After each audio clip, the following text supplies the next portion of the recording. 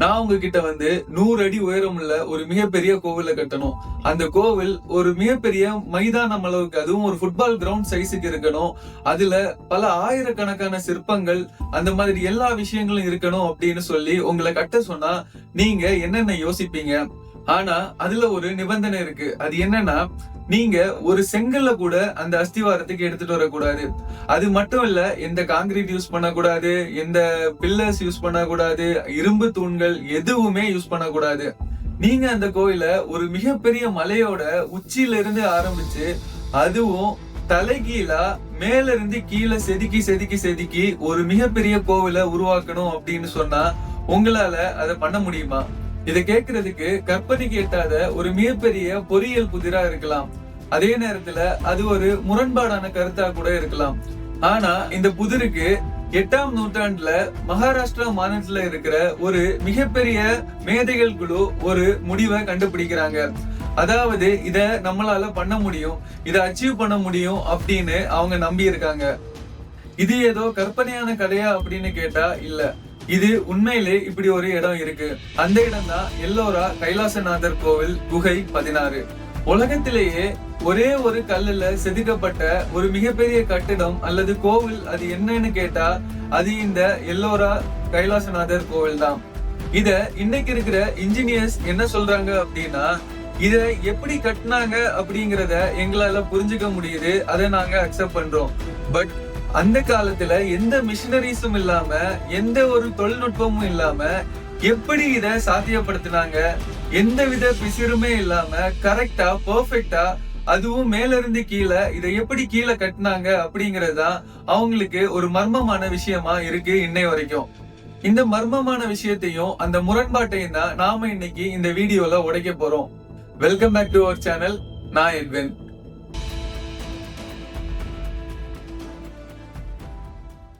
இங்கு பல மனுஷங்களால கட்டப்பட்ட பல விஷயங்கள் வேட்டு கிரகவாசிகளால் கட்டப்பட்டது அப்படின்னு நினைக்கிற அளவுக்கு மக்கள் அவ்வளவு அழகான பல விசித்திரமான மர்மமான விஷயங்களை எல்லாம் பண்ணியிருக்காங்க. அப்படிப்பட்ட பல விஷயங்களோட அறிவியல் மற்றும் அதுக்கு பின்னாடி இருக்கிற கதைகள் என்ன, உண்மை என்ன அப்படிங்கறத தெரிஞ்சுக்கணும்னு நினைக்கிறீங்கன்னா நீங்க இருக்கிறது சரியான இடம் தான். வீடியோக்குள்ள போறதுக்கு முன்னாடி மறக்காம நம்ம சேனலை சப்ஸ்கிரைப் பண்ணிருங்க. அப்படியே பக்கத்துல இருக்கிற பெல் ஐகானையும் கிளிக் பண்ணிருங்க.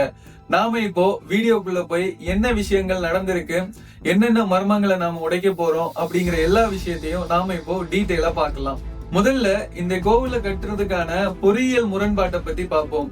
இந்த கோவில் தலைகீழாக கட்டும் முறை, அதாவது டாப் டு டவுன் கன்ஸ்ட்ரக்ஷன் அப்படிங்கிற மெத்தட யூஸ் பண்ணியிருக்காங்க.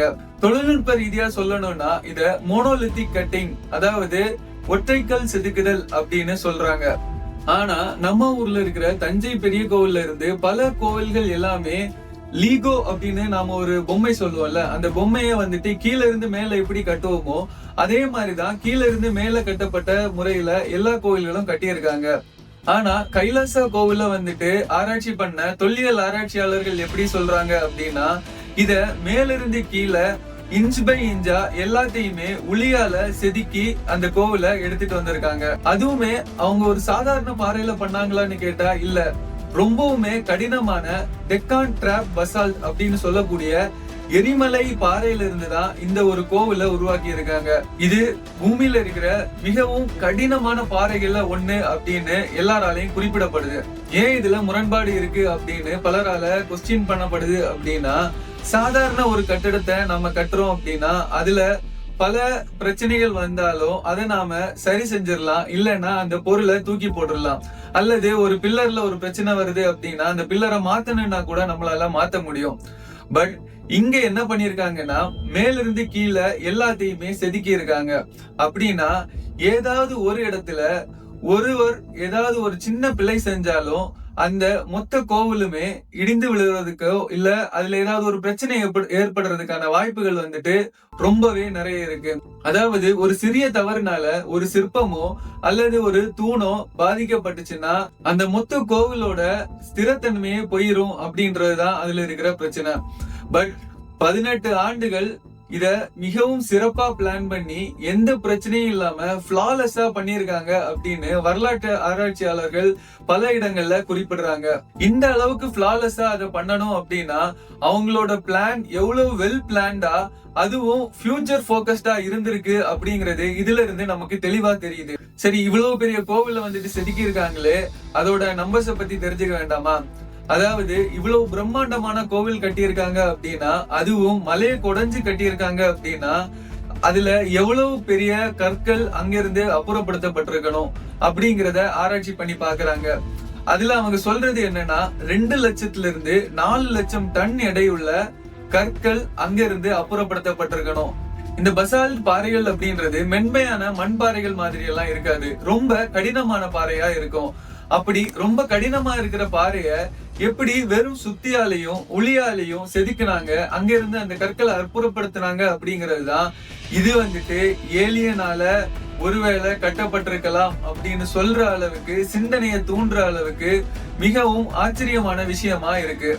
ஒருவேளை ஏலியன்ஸ் கட்டியிருப்பாங்க அப்படின்னு சொல்ற கேள்விய நாமளும் கேட்போம். அதாவது இந்த கோவிலை கட்டின காலம் ராஷ்டிரகூட வம்சத்தை சேர்ந்த முதலாம் கிருஷ்ணர் அப்படிங்கிற ஒரு மன்னர் தான் கட்டியிருக்காரு.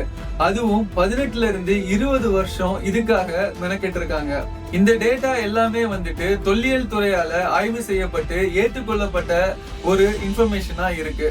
இந்த ஏற்றுக்கொள்ளப்பட்ட தரவுகளோட அடிப்படையில பார்த்தா அங்க வேலை செஞ்ச எல்லா சிற்பிகளும் 50ல இருந்து 60 டன் எடையுள்ள கற்களை செதுக்கி அங்கிருந்து அப்புறப்படுத்தி இருக்காங்க. அப்படி அப்புறப்படுத்தி இருக்காங்கன்னா அதுக்கு அர்த்தம் என்னன்னா, ஒரு வருஷத்துக்கு 365 நாளுமே வேலை செஞ்சு டெய்லி 50ல இருந்து 60 டன் எடையுள்ள கற்களை அங்க இருந்து அகட்டி இருக்க வேண்டும் அப்படின்றதுதான் இதோட மீனிங். இதுல ஒரு ஆச்சரியமான விஷயம் என்னன்னா, அவ்வளவு குறுகலான சின்ன ஒரு இடத்துல எப்படி இப்படி ஆயிரக்கணக்கான சிற்பிகள் ஒன்னா வேலை செஞ்சாங்க, அதுவும் ஒருத்தருக்கு ஒருத்தர் இடிச்சுக்காம பக்கத்திலேயே பல விஷயங்கள் அவங்க பண்ண வேண்டியது இருந்துச்சு. ஒருத்தர் ஒரு சிற்பம் பண்றாங்க அப்படின்னா இன்னொருத்தர் வேற ஒரு வேலை பண்ணணும். பட் அதோட இடம்ங்கிறது ரொம்ப குறுகிய இடம். இத்தனை ஆயிரம் பேர் வேலை பார்த்து அந்த கற்களையும் அகற்றி இந்த சிற்பங்களையும் செதுக்கி ஒரு கோவிலையும் உருவாக்கி இருக்காங்க. இதை யோசிச்சு பார்த்தா ரொம்ப ஆச்சரியமா இருக்குல்ல. இங்க நம்பர்ஸ் மட்டும்தான் முக்கியமா அப்படின்னு கேட்டா அது மட்டும் இல்லைங்க.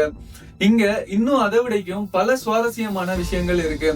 அதாவது இந்த கோவில் கட்டப்பட்டிருக்கிற ஒரு இடம் எங்கன்னா மகாராஷ்டிராங்கிறது மழைப்பொழிவுக்கு ரொம்பவும் முக்கியமான ஒரு இடம். அதாவது மான்சூன் சீசன்ல ரொம்ப அதிகமாவே மழைப்பொழிவு இருக்கும்.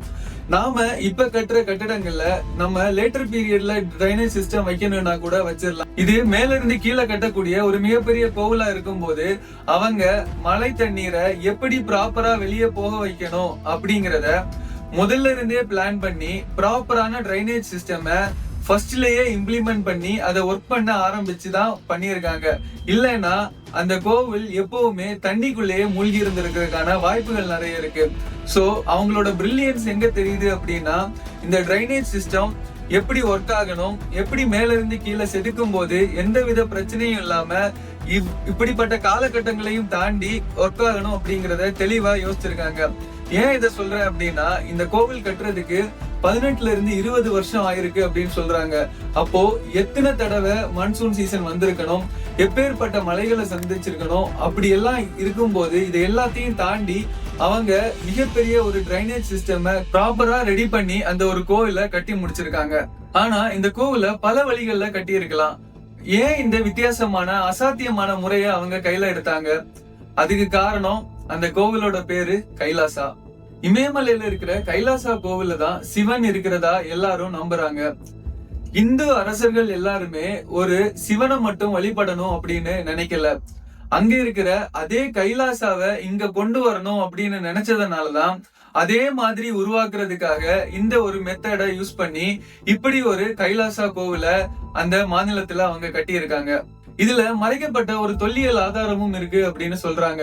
அதாவது இந்த கோவில்ல முழுவதுமே சுண்ணாம்பு பூசப்பட்டிருக்கிறதுக்கான வாய்ப்புகள் இருக்கு. ஏன்னா பல இடங்கள்ல சுண்ணாம்பு பூச்சோட தடயங்களை அவங்க கண்டுபிடிச்சிருக்காங்க.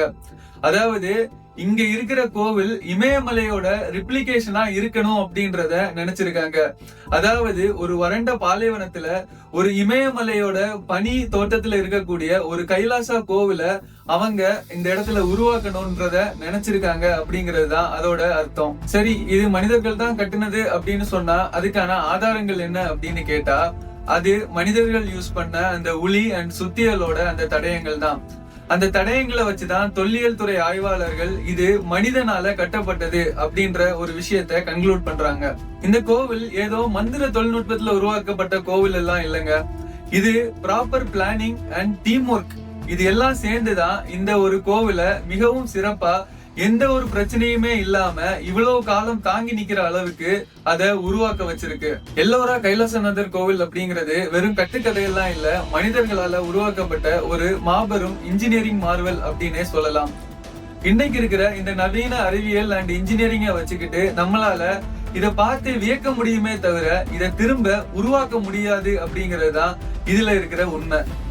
எல்லோரா கைலாசநாதர் கோவிலை பத்தி தெரிஞ்சுக்கணும் அப்படின்னு நினைக்கிற ஃப்ரெண்ட்ஸ் அண்ட் ஃபேமிலிக்கு இந்த வீடியோவை மறக்காம சென்ட் பண்ணுங்க. அதே நேரத்துல உங்க கருத்துக்களை கமெண்ட்ஸ்ல சொல்லுங்க. அண்ட் மறக்காம நம்ம சேனலை சப்ஸ்கிரைப் பண்ணிருங்க. நான் எட்வின், இது வித் எட்வின்.